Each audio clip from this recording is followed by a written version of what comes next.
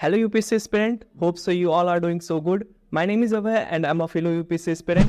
सत्ता केवल पद का नाम नहीं है, बल्कि यह जिम्मेदारी है राष्ट्र के भविष्य को आकार देने की। भारत जैसे विशाल लोकतंत्र में जहां हर दिन हजारों नीतियां बनती हैं, उनमें से सबसे महत्वपूर्ण योजनाओं की कड़ी निगरानी और क्रियान्वयन की जिम्मेदारी जिस संस्था पर होती है वह है प्राइम मिनिस्टर्स ऑफिस यानी प्रधानमंत्री कार्यालय। नमस्कार दोस्तों, स्वागत है आपका यूपीएससी एक्सप्लेन सीरीज में। मैं हूं अभय और आज हम समझेंगे प्रधानमंत्री कार्यालय क्या है, इसका महत्व क्या है, यह कैसे काम करता है और क्यों इसे भारत सरकार की एडमिनिस्ट्रेटिव नर्व सेंटर कहा जाता है। तो चलिए शुरू करते हैं इस विषय की गहराई में जाने से।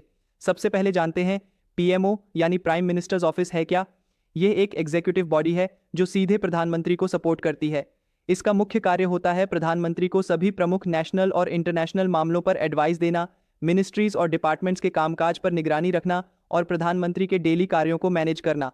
पीएमओ कोई कॉन्स्टिट्यूशनल बॉडी नहीं है, बल्कि यह एक एग्जीक्यूटिव इंस्टीट्यूशन है जो शुरुआत में कैबिनेट सेक्रेटेरिएट का हिस्सा हुआ करता था, लेकिन धीरे धीरे इसका स्वरूप स्वतंत्र रूप में विकसित हुआ। अब जानते हैं पीएमओ के गठन और इतिहास के बारे में। जब भारत स्वतंत्र हुआ तब प्रधानमंत्री जवाहरलाल नेहरू ने प्रधानमंत्री सचिवालय की नींव रखी थी, लेकिन वास्तविक रूप से प्राइम मिनिस्टर्स ऑफिस नाम ऑफिशियली 1964 में आया, जब लाल बहादुर शास्त्री ने इसका नाम बदला। इसके बाद इंदिरा गांधी के समय से लेकर अब तक यह संस्था निरंतर सशक्त होती गई है। वर्तमान समय में पीएमओ का संगठनात्मक ढांचा अत्यधिक पेशेवर और स्ट्रेटेजिक हो चुका है। अब बात करते हैं पीएमओ के मुख्य कार्यों की। फर्स्ट, प्रधानमंत्री को डेली अफेयर्स, पॉलिसी मैटर्स और अर्जेंट इश्यूज पर सुझाव देना। सेकंड, सभी मिनिस्ट्रीज और डिपार्टमेंट्स के बीच कोऑर्डिनेशन बनाना। थर्ड, कैबिनेट की बैठकों की तैयारी कराना और निर्णयों को इंप्लीमेंट करवाना। फोर्थ, अपॉइंटमेंट्स, ट्रांसफर्स और टॉप लेवल प्रशासनिक कार्यों की निगरानी करना।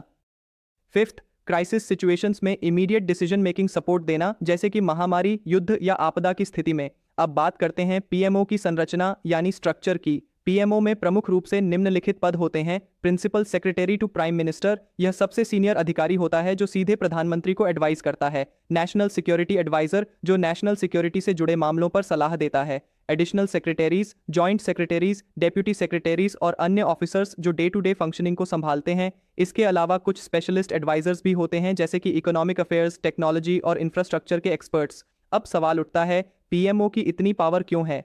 पीएमओ को अक्सर एक पावरफुल बॉडी माना जाता है क्योंकि यह डिसीजन मेकिंग में अत्यंत महत्वपूर्ण भूमिका निभाता है। प्रधानमंत्री के लीडरशिप स्टाइल के अनुसार इसका प्रभाव और भी बढ़ सकता है, जैसे कि अटल बिहारी वाजपेयी, मनमोहन सिंह और वर्तमान प्रधानमंत्री नरेंद्र मोदी के समय में पीएमओ का कैरेक्टर अलग अलग रहा है। पीएमओ और कैबिनेट सेक्रेटेरिएट के बीच क्या फर्क है। कैबिनेट सेक्रेटेरिएट एक न्यूट्रल बॉडी होती है जो सभी मिनिस्ट्रीज और डिपार्टमेंट्स के बीच कोऑर्डिनेशन का काम करती है, जबकि पीएमओ डायरेक्टली प्रधानमंत्री से जुड़ा होता है और उसका दृष्टिकोण थोड़ा पर्सनल और पॉलिटिकल होता है। अब बात करते हैं पीएमओ से जुड़ी कुछ आलोचनाओं की। फर्स्ट, कई बार पीएमओ की बढ़ती पावर को सेंट्रलाइज्ड डिसीजन मेकिंग के रूप में देखा जाता है, जिससे बाकी मिनिस्ट्रीज की ऑटोनॉमी प्रभावित हो सकती है। सेकंड, ट्रांसपेरेंसी की कमी की वजह से इसे एक ओपेक बॉडी भी कहा जाता है। थर्ड, कुछ क्रिटिक्स इसे एक पैरेलल ब्यूरोक्रेसी की तरह भी मानते हैं, लेकिन दूसरी ओर पीएमओ ने गवर्नेंस को स्ट्रीमलाइन करने में, स्पीडी डिसीजन मेकिंग में और इंटर मिनिस्टीरियल कोऑर्डिनेशन में अत्यधिक योगदान दिया है। अब जानते हैं कि यूपीएससी में पीएमओ से जुड़े सवाल किस तरह से पूछे जा सकते हैं। पॉलिटी में पीएमओ और कैबिनेट सेक्रेटेरिएट की तुलना, गवर्नेंस में पीएमओ के एडमिनिस्ट्रेटिव रोल का एनालिसिस, एथिक्स में पीएमओ की अकाउंटेबिलिटी और ट्रांसपेरेंसी पर डिस्कशन। एसए में पीएमओ के माध्यम से स्ट्रॉन्ग एग्जीक्यूटिव लीडरशिप को हाईलाइट किया जा सकता है। अब एक दिलचस्प जानकारी, क्या आप जानते हैं कि अमेरिका में प्रेसिडेंट के साथ व्हाइट हाउस ऑफिस होती है। यूनाइटेड किंगडम में प्राइम मिनिस्टर को नंबर 10 डाउनिंग स्ट्रीट सपोर्ट करता है और भारत में यह भूमिका निभाता है प्राइम मिनिस्टर्स ऑफिस यानी पीएमओ। यह हमारी पार्लियामेंट्री सिस्टम की शक्ति और लचीलापन दोनों को दर्शाता है। अब इस चर्चा को एक विचारशील कोट के साथ समाप्त करते हैं। Effective governance is not about big promises but about small actions taken swiftly, और यही काम साइलेंटली और एफिशिएंटली करता है पीएमओ। अगर आपको यह वीडियो जानकारीपूर्ण और पसंद आया हो तो कमेंट करके अपनी राय जरूर बताइए। वीडियो को लाइक करें, चैनल को सब्सक्राइब करें और मुझे बताएं कि आप अगले वीडियो में कौन सा टॉपिक देखना चाहेंगे।